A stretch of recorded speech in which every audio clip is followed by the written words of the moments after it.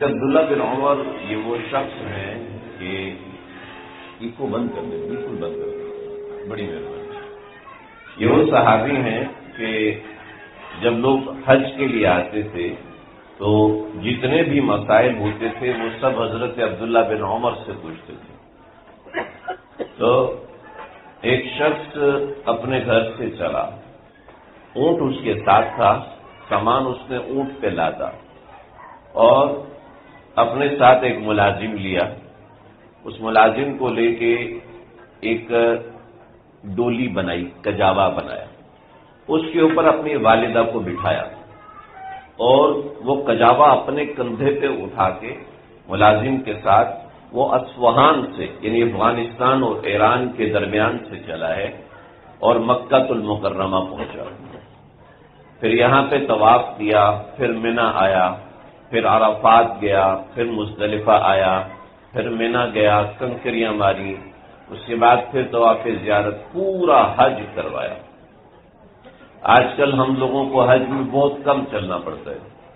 ایک دن کا اوسطاً تقریباً حج کے 5 دنوں میں آپ کو آرام سے 30 سے 40-50 کلومیٹر چلنا پڑتا ہے۔ ایک شخص اصفہان سے چلا ہے اپنی والدہ کو کندھے پہ اٹھا کے، اس نے کتنا چلا ہوگا؟ اور یہ جو ہم حج پہ گئے تھے، ابھی ماشاءاللہ طالبان آئے ہوئے تھے، تو طالبان بھی بیچارے نا وہ ایسے چل رہے تھے کہ ان کی ٹانگیں چھلی ہوئی تھی۔ تو سب کی ٹانگیں چھلی ہوئی ہوتی ہیں، یعنی حج میں اگر آپ 40-50 کلومیٹر ایک دن میں چلتے ہو تو یہ حال ہو جاتا ہے، ٹھیک ہے۔ ایک آدمی خود نہیں چلا بلکہ اپنی والدہ کو کندھے پر اٹھا کے لے کے چلا ہے اور سارے مقامات پر چلا ہے۔ یہ سب کرنے کے بعد یہ حضرت عبداللہ بن عمر کے پاس آیا اور کہا کہ یا حضرت، میں نے یہ کام کیا ہے، کیا میں نے اپنی ماں کا حق ادا کیا؟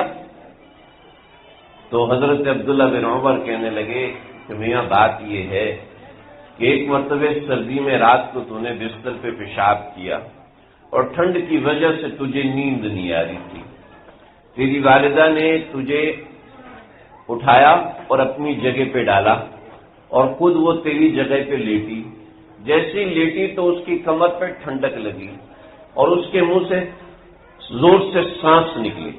وہ جو ایک سانس اس نے لی تھی تکلیف کے ساتھ، تو نے اس ایک سانس کا حق بھی ادا نہیں کیا۔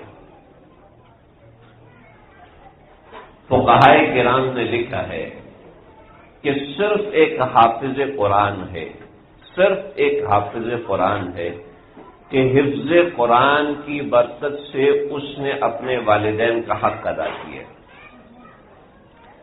یعنی بغیر کسی تمثیل، بغیر کسی تشبیہ کے، کوئی سپوز نہیں ہے، صرف ایک سمجھانے کے لیے بتا رہا ہوں کہ قیامت کے دن ایک تخت لگے گا، اس تخت کے اوپر اللہ رب العزت خود موجود ہوں گے اور اس کے بعد 1,24,000 انبیاء اور ان انبیاء کے بعد 1,24,000 سے کئی گنا زیادہ صحابہ کرام وہ وہاں پر بیٹھے ہوں اور نچلی نشستیں اولیاء کرام، صوفیاء کرام کی ہوں گی، اور اس کے بعد اللہ رب العزت نام کا اعلان کریں گے، جیسے آج ہمارے جبران بھائی ہیں، نام کا اعلان کریں گے، اس کی ماں کے نام کا اعلان کریں گے، وہ آئے گا اور اللہ تعالی خود اپنے ہاتھ سے اس کی تاج پوشی کریں گے۔ وہ چیز جو حافظ قرآن اپنے ماں باپ کو دیتا ہے کوئی اور نہیں دے سکتا، کوئی اور نہیں دے سکتا۔ تو یہ حفظ قرآن جیسی دولت آج ہمارے زمانے کے اندر، میری بیٹی ڈاکٹر ہے، یہ کہہ کے نا باپ بہت خوشی محسوس کرتا ہے، میرا بیٹا ڈاکٹر ہے، میرا بیٹا آفیسر ہے، میرا بیٹا گورنمنٹ آفیسر ہے، میرا بیٹا 22ویں گریڈ پر ہے، باپ یہ کہہ کے بڑی خوشی محسوس کرتا ہے اور فخر محسوس کرتا ہے اور فخر کا اظہار کرتا ہے، میرا بیٹا تو یہ، اس نے یہ گاڑی لی ہے، اس نے وہ گھر لیا۔ ارے بھائی وہ آفیسر ہے، وہ اتنا بڑا آدمی ہے، اس کے پاس فلاں بندہ آیا، اس نے اپوائنٹمنٹ مانگا، باپ یہ کہتے ہوئے، ماں یہ کہتے ہوئے فخر محسوس کرتی ہے، لیکن آج ماں اپنے بچے کو حافظ کہتے ہوئے فخر محسوس نہیں کر رہی۔ آج باپ اپنے بچے کو حافظ کہتے ہوئے فخر محسوس نہیں کر رہا، بلکہ فکر کرتا ہے حافظ بن گئے پتہ نہیں کھائے گا کہاں سے، حافظ بن گئے اس کا بنے گا کیا، ضد کر کے حافظہ بن گئی ہے میری بیٹی، اب پتہ نہیں اس کے رشتے کا کیا بنے گا۔ ماں باپ کو وجہ یہ ہے کہ ہمارا اسٹیٹ آف مائنڈ وہ نہیں ہے۔ دیکھیں میں تھوڑی سی بات کروں گا، جلدی تو نہیں ہے نا، ٹائم ہے۔ دیکھو جی ایک بات بتاؤں گا، پورا سینیریو کھینچوں گا، اور میں کوئی اپنی طرف سے نہیں بنا رہا، میں آپ کو وہی بات بتاؤں گا جو قرآن میں ہے۔ اللہ تعالیٰ نے حضرت یوسف علیہ السلام کو معیشت دان بنانا تھا، اکنامسٹ بنانا تھا۔ انی حفیظ اجعلنی علی خزائن الارض انی حفیظ علیم، مجھے آپ وزیر خزانہ بناؤ، اس لیے کہ میں اکنامکس کے حالات جانتا ہوں، اکاؤنٹنگ کیسے کرنی ہے میں جانتا ہوں، کرپشن کیسے روکنی ہے میں جانتا ہوں، اور میں خود کرپٹ نہیں ہوں، میں خود بے ایمان نہیں ہوں، میں یہ سب جانتا ہوں، میں کروں گا۔ اللہ رب العزت نے حضرت یوسف علیہ السلام کو خواب دکھایا۔ جب وہ خواب دیکھا، خواب دیکھ کر حضرت یوسف علیہ السلام نے والد کو بتایا، پھر بھائیوں کو بتایا، بھائیوں نے اٹھا کے کنویں میں ڈال دیا، اور کنویں سے نکال کے مصر پہنچایا، اور مصر میں ایک بہت بڑا اکانومسٹ، جو مصر کا سب سے بڑا اکانومسٹ تھا، عزیز مصر، اس کے گھر میں لا کے بٹھا دیا کہ یہ اس گھر کا ماحول دیکھے گا، ماحول دیکھنے کے بعد یہ پھر اس کی جگہ لے کے عزیز مصر بنے گا۔ بات سمجھ رہے ہیں میں کس بات کی طرف اشارہ کرنا چاہ رہا ہوں؟ ہم اپنے بچے کو حافظ قرآن بنانے کی کوشش کرتے ہیں، لیکن ہمارے گھر میں حفاظ کی ڈی گریڈنگ ہوتی ہے۔ قاری صاحب یہ 2 نمبر آدمی، مولوی صاحب یہ 2 نمبر آدمی، مولوی صاحب ایسے ہیں، مولوی صاحب ویسے ہیں۔ گھر کے اندر حافظ قرآن کی کوئی تربیت نہیں، اور مدرسے میں قاری صاحب ڈنڈا لے کے بیٹھا ہوا، آج بیٹا تو یہ سیدھا کرو، کیا ہوگا؟ حافظ قرآن بنے گا، اوپر سے بن جائے گا، ڈنڈے کھا کے بن جائے گا کہ نو میں اپنے بچوں کو حافظ نہیں بناؤں گا۔ یہ ہماری ذہنیت نہیں بنی۔ جب کوئی بچہ ڈاکٹر بنتا ہے تو ہاؤس جاب کے بغیر ڈاکٹر نہیں بنتا، ایسا ہے نا، ہاؤس جاب کے بغیر ڈاکٹر نہیں بن سکتا۔ اسی طریقے سے کوئی ڈگری ہو، پوسٹ گریجویشن ہو، کوئی ڈگری ہو، آپ کو 15 دن 20 دن 25 دن 1 مہینہ 2 مہینہ جا کے کام کرنا پڑتا ہے کہ نہیں پڑتا؟ کمپنی میں جا کے کام کرنا پڑتا ہے، انٹرنشپ کرنی پڑتی ہے یا نہیں؟ اس کے بغیر آپ کو MBA کی ڈگری نہیں ملتی، اس کے بغیر آپ کوئی نہیں کہتی یہ فاضل ہے۔ حافظ قرآن کے لیے ایسے کیسے ہو جائے گا کہ آپ کے گھر میں ماحول ہی نہ بنا ہو اور آپ کا بچہ حافظ بنے؟ اتنی بڑی سعادت نبی علیہ السلام کے سامنے تاج پوشی ہو۔ ابھی میں کہوں نا ہاتھ کھڑا کرو، کون کون چاہتا ہے اللہ کے نبی کے سامنے ہاتھ پوشی، کسی بندے کے سر کے اوپر تاج پوشی ہو؟ تو یقین کریں ہم سب ہاتھ بھی اٹھائیں گے، پاؤں بھی اٹھا لیں گے۔ لیکن ظاہر بات ہے جو بچہ حافظ بنتا ہے وہ بچہ حافظ پہلے ذہن سے بنتا ہے، دماغ سے بنتا ہے۔ جو بچہ پہلے ڈاکٹر بنتا ہے تو پہلے دماغ سے ڈاکٹر بنتا ہے۔ کوئی انجینئر بنتا ہے، میتھمیٹیشین بنتا ہے تو دماغ سے بنتا ہے۔ اور دماغ کون بناتا ہے؟ دماغ ماں بناتی ہے سب سے پہلے، دماغ باپ بناتا ہے۔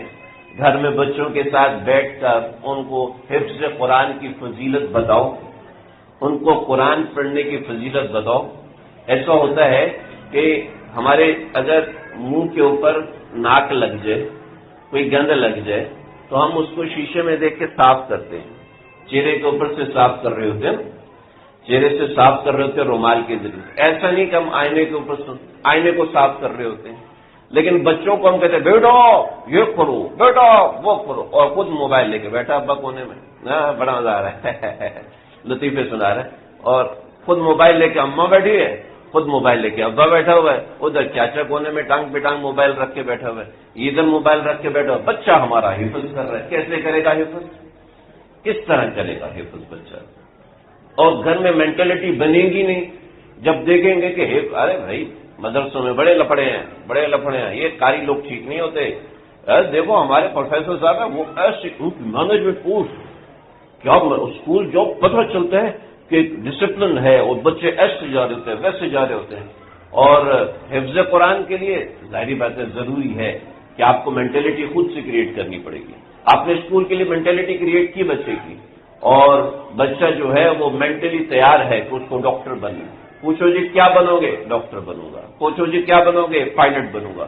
تو اچھی بات ہے، پائلٹ بنے یا کچھ بھی بنے، یہ بڑا ضروری ہے کہ ہم حفظ قرآن اور قرآن کا تعلق اپنے مزاجوں میں ڈالیں. یہ رمضان جانے سے پٹھان جانے ایسا نہیں ہے کہ بس اس نے حفظ کرا لیا بس کافی ہے. دیکھو بھائی، یہ ہماری اولاد ہمارے لیے صدقہ جاریہ بنے، گناہ جاریہ بنے. ہم کیا چاہتے ہیں؟ نبی اکرم صلی اللہ علیہ وسلم نے فرمایا کہ اذا مات ابن آدم، جب ابن آدم مر جاتا ہے تو اس کا عمل بند ہو جاتا ہے، البتہ 3 چیزیں جاری رہتی ہیں. صدقۃ جاریہ، ایک وہ جو کہ صدقہ جاریہ، اور ایک وہ کہ ولد صالح یدعو لہ، کہ اس کا جو بچہ نیک ہے وہ اس کے لیے دعا کرتا ہے، وہ اس کو عمل ملتا رہتا ہے. بغداد کے اندر ہمارے اکابرین میں سے ایک گزرے ہیں مسفر بن مخرمہ، وہ اپنی کتاب میں لکھتے ہیں کہ بغداد میں سے کہ سفر میں تھا تو راستے میں میں نے ایک جگہ قیام کیا تو میں نے خواب دیکھا. تو کہنے لگا مسفر تیرا بڑا شکریہ. تو کون ہوں بابا جی؟ کہ بھائی جس جگہ تم لیٹے ہو نا میں اس جگہ پر دفن ہوں. میرا شکریہ کیوں ادا کر رہے ہو؟ کہ جب تم بیٹھے تھے نا تو تم نے بیٹھ کے پہلے قرآن کریم کی تلاوت کی، ایک زمانے کے بعد قرآن کریم کی تلاوت میں نے سنی. اب یہ اس سے بات کر رہے تھے تو اوپر سے کوئی سفید چیز نیچے گرنا شروع ہوئی تو یہ بھاگے ہیں اور جا کے یہ بیٹھے ہوئے ہیں اور بقیہ لوگ بھاگے اور جا کے وہ چیز اٹھانے لگے. کہا بابا جی یہ کیا ہے؟ کہ ہم وہ سارے لوگ ہیں جو دنیا سے جا چکے ہیں. کب یہ کیا تھا؟ کہ جو عام مثال ثواب آتا ہے نا وہ نیچے آیا تو ہم سب اکٹھا کرنے گئے تھے.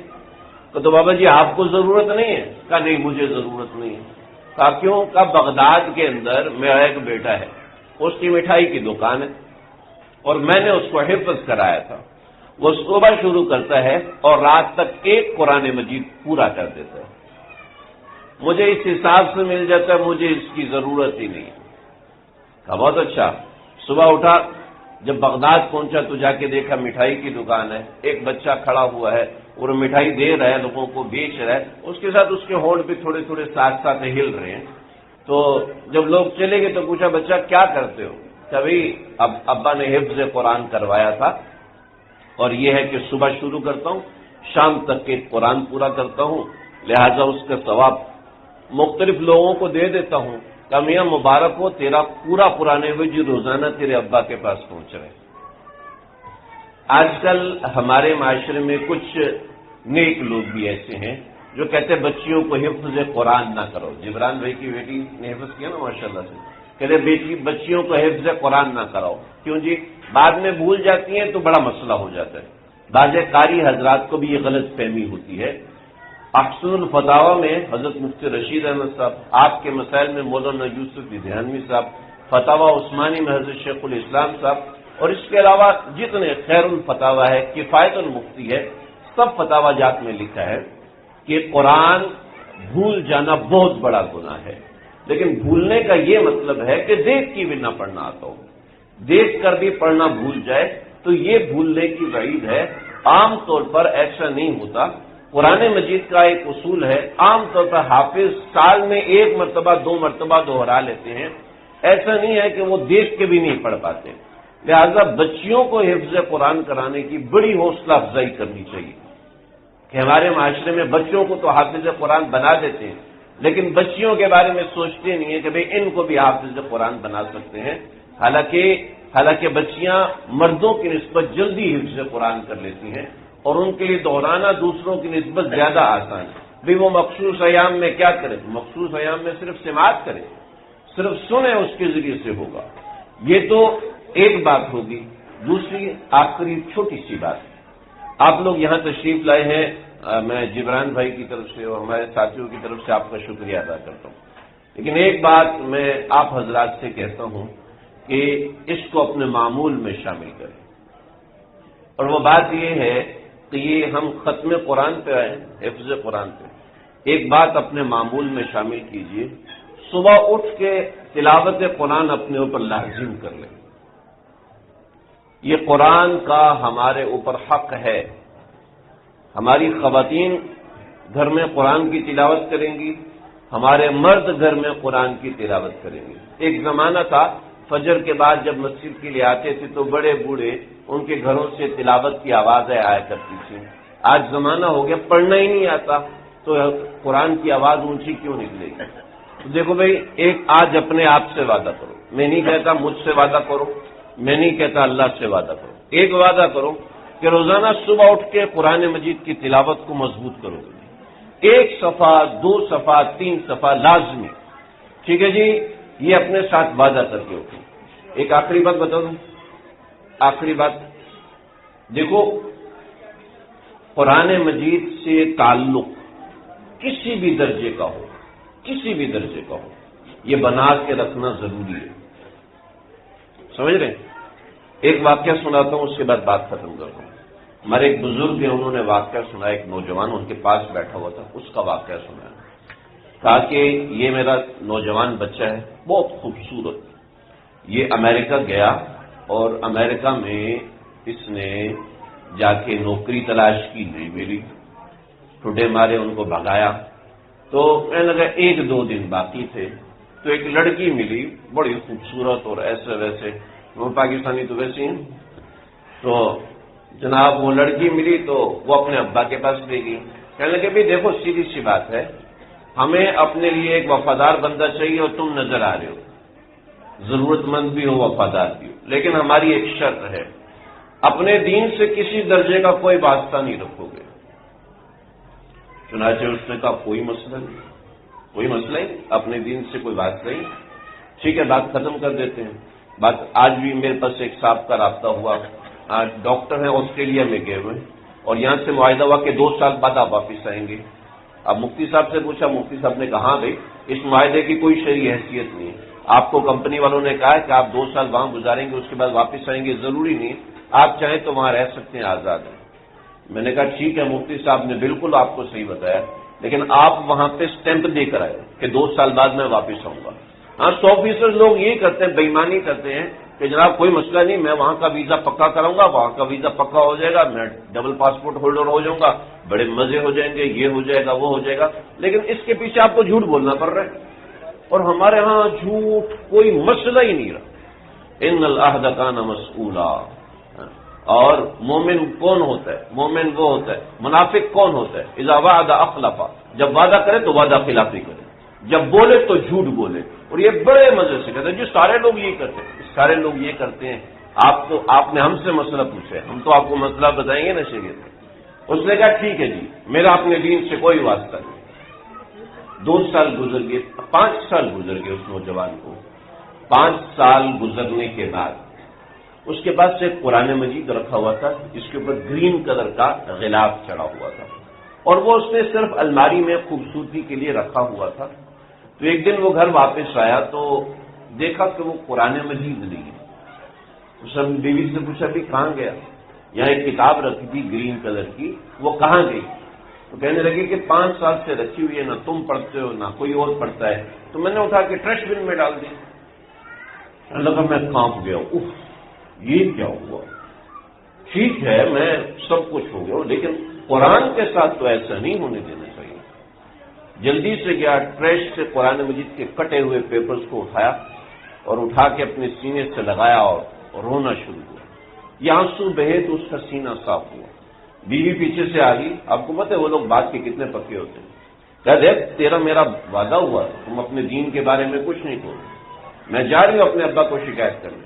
کہا تم جاؤ اپنے ابا کو شکایت کرو، میں جاتا ہوں اپنے ربا کو شکایت کرتا ہوں. واپس آیا، اللہ نے ایمان واپس لوٹایا. کیوں لوٹایا؟ صرف قرآن کو دیکھنے سے جو محبت تھی، تو اگر ہم قرآن سے صرف دیکھنے کا تعلق رکھیں گے، یقین کریں یہ تب بھی فائدہ دے گا، پڑھنے کا تعلق رکھیں گے یہ تب بھی فائدہ دے گا، اور اگر سمجھنے کا تعلق رکھیں گے تو یہ مکمل فائدہ دے گا۔ اور آج ہم یہ سمجھتے ہیں کہ گناہ کیا ہے، بد نظری کرنا گناہ ہے، ٹی وی دیکھنا گناہ ہے، جھوٹ بولنا گناہ ہے۔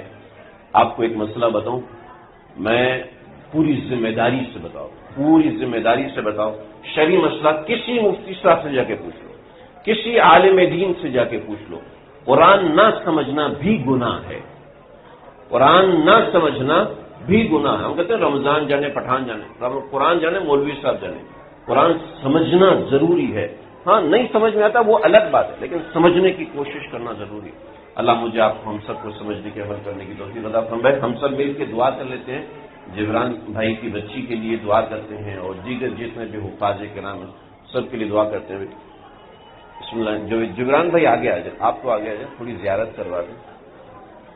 بسم اللہ الرحمن الرحیم، الحمد للہ رب العالمین، والصلاة والسلام علی سید الانبیاء والمرسلین، نبینا محمد وآلہ وصحبہ اجمعین۔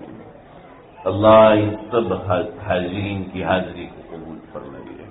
ہمارے جبران بھائی کی بچی نے حفظ قرآن مکمل کیا ہے، اس کو قبول فرمائیے، اللہ اس کو منظور فرمائیے، اللہ اس کو اپنی بارگاہ میں شرف قبولیت سے نوازیے۔ سینکڑوں مرتبہ یہ قرآن زبان پہ گزرا، اس کے بعد دماغ میں بیٹھا، اس کے بعد دل میں بیٹھا، ان سینکڑوں ہزاروں مرتبہ پڑھنے کو قبول فرمائیے۔ ان کے اساتذہ کرام نے جو محنتیں کی ہیں، اللہ اس محنت کو قبول فرمائیے، اللہ ان کی استابش کو قبول فرمائیے۔ اے اللہ ان کے والدین نے جو کوششیں کی، بچی کا ذہن قرآن کے لیے بنایا، اس کو قرآن یاد کرنے کے لیے موٹیویٹ کیا، اللہ ان کی کوششوں کو قبول فرمائیے، ان کے والدین کی کوششوں میں برکتیں عطا فرمائیے، ان کے والدین کو دوسرے بچوں کے ساتھ ایسی محنت کرنے والا بنائیے۔ اے اللہ قرآن کی برکتیں ہم سب کو سمجھنے والا بنائیے، اپنی اولادوں کو حافظ قرآن بنانے کی توفیق عطا فرمائیے۔ اے اللہ اپنی اولادوں کو قرآن کا محافظ بنانے کی توفیق عطا فرمائیے۔ اے اللہ یہ سعادت ہم سب کی جھولی میں بھر دیجیے جو آپ نے جبران بھائی اور ان کی اہلیہ کی جھولی میں بھر دی ہے، اللہ ہماری جھولی میں بھی اللہ اس کو بھر دیجیے، ہم سب کو عطا فرما دیجیے۔ اے اللہ یہ جتنے لوگ حاضرین حاضرات تشریف لائے ہیں ان سب کے آنے کو قبول فرمائیے، ان سب کے بیٹھنے کو قبول فرمائیے۔ اے اللہ آمین کی محفل ہے، بابرکت ہے، ختم قرآن کی محفل ہے، بابرکت ہے، اس کی برکت سے ہم سب کی مشکلات کو دور فرمائیے، ہم سب کی حاجات کو پورا فرمائیے، ہم سب کی تکالیف کو دور فرمائیے، ہم سب کی پریشانی کو دھو دیجیے۔ اللہ اپنے قرآن کی برکت سے، اس شفیع قرآن کی برکت سے، جو قرآن قیامت کے دن سفارش کرے گا، جو قرآن قیامت کے دن گریبان پکڑے گا، اللہ اس کو ہمارے خلاف حجت مت بنائیے، اللہ اس کو ہمارے لیے حجت بنائیے، اللہ اس کو ہمارے لیے گواہ بنائیے، اس کو ہمارے خلاف گواہ نہ بنائیے۔ ہم نے تیرے قرآن کی بڑی بے حرمتی کی ہے، کفار نے جلا کے کی ہے، اور ہم نے اس قرآن کو اپنے قانون سے نکال کے، اپنے سینوں سے نکال کے، اپنی آنکھوں سے نکال کے، اپنے دل و دماغ سے نکال کے ہم نے اس قرآن کی بے حرمتی کی ہے۔ اللہ ہمیں معاف فرمائیے، اللہ ہمیں معاف فرمائیے، ہماری نسلوں کو معاف فرمائیے۔ جو قرآن کے مطابق تربیت ضروری تھی، اللہ اس میں کمی ہے، کوتاہی ہے، اللہ جی معاف فرما دیجیے، ہماری کوتاہیوں کو معاف فرمائیے۔ اللہ اس ختم قرآن کی برکت سے اہل فلسطین پر کرم فرمائیے، اہل غزہ پر کرم فرمائیے، ان کے بچوں پر، ان کی عورتوں پر، ان کے جوانوں پر کرم فرمائیے۔ جو دشمن کے خلاف سینہ سپر ہیں، اللہ ہمیں بھی ان میں شامل ہونے کی توفیق عطا فرمائیے، ان کا معاون و مددگار بنائیے۔ اے اللہ پیسوں کے ذریعے سے، دعاؤں کے ذریعے سے، تعاون کے ذریعے سے، اے اللہ ہر ممکن طریقے سے ہمیں ان کا معاون و مددگار بنائیے۔ ہماری دعاؤں کو ہمارے حق میں، ہماری دعاؤں کو ان سب کے حق میں قبول فرمائیے۔ اللهم ربنا تقبل منا انك انت السميع العليم وتب علينا انك انت التواب الرحيم۔ اللهم ربنا لا تدع لنا ذنبا الا غفرته، ولا هما الا فرجته، ولا دينا الا قضيته، ولا مريضا الا شفيته، ولا حاجة من حوائج الدنيا والآخرة الا قضيتها يا ارحم الراحمين۔ ربنا تقبل منا انك انت السميع العليم وتب علينا انك انت التواب الرحيم۔ وصلى الله تعالى على خير خلقه محمد وآله وصحبه اجمعین برحمتک یا ارحم الراحمین.